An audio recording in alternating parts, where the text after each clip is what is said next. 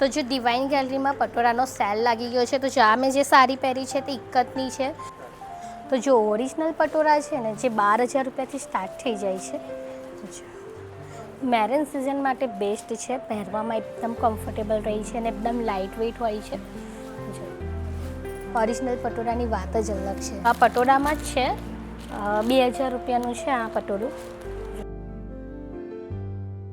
તો જો તમારે પાટણના ઓરિજિનલ પટોળા જોઈતા હોય તો આપણા ડિવાઇન ગેલેરી માંજલપુરમાં વિજયભાઈ પટોળાવાળા જોરદાર સેલ લઈને આવ્યા છે, જ્યાં તમને અપ ટુ 50% ઓફમાં બધું જ કલેક્શન જોવા મળવાનું છે.